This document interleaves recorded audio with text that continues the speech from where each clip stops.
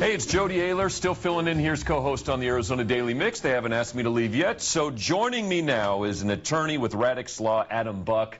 Adam, I was out and about in my neighborhood. Everyone's putting up their holiday lights. It's that time of year. It's after Thanksgiving. But there are actually some things you should know about the law and your holiday lights, right?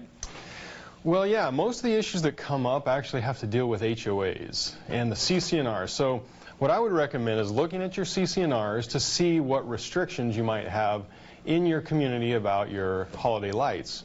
Things that we've seen, for example, they tell you when you can, like the earliest you can put them up and when you need to take them down. That'll be written out for you in your HOA CC&Rs possibly. Right. Another thing is sometimes they outlaw the roof anchored Santas, things like that.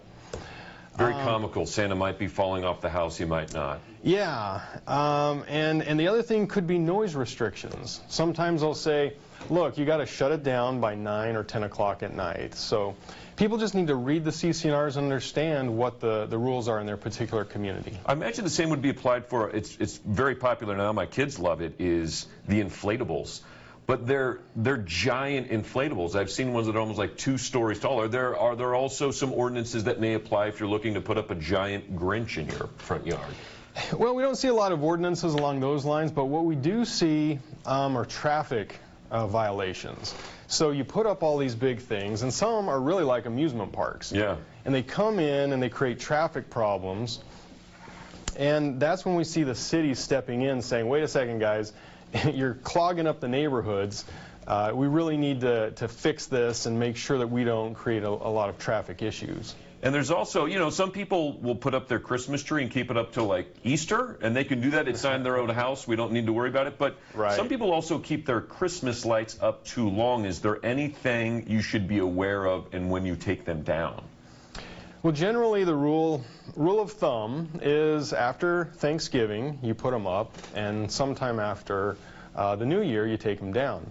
The CC&Rs might have regulations, but that's why I would look at your CC&Rs, because they're going to say what the rules are. So just, you know, stay clear of those. If very fun, breezy read to just get out the CC&Rs, get through them, find out the do's and don'ts, and you should know before you put up your lights, because you might have to take them all back down if you don't get it right. Well, right? Well, and let me just say, some of them require that you submit the plans to the HOA to get approval before you put them up. So would put time and effort into it, submit your plans if you're going to go above and beyond. Or you could just do like I do and be lazy and not put any up, and then you just avoid the whole thing. You could do that. You know, the other thing... Not as festive. Not as festive.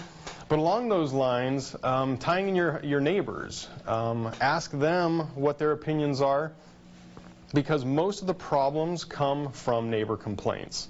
Makes so sense. If your neighbors are happy, you're going to be happy, your HOA is going to be happy, the city's going to be happy. So just communicate with your neighbors. Tell them what you're going to do and be courteous. He's Adam Buck, attorney, Radix Law. For more information on this, at your website? It is radixlaw.com. And of course, you can always go to AZDailyMix.com for more information. Now, if you're looking to get away, there are going to be some things you must know to keep your sanity. Right, Pat?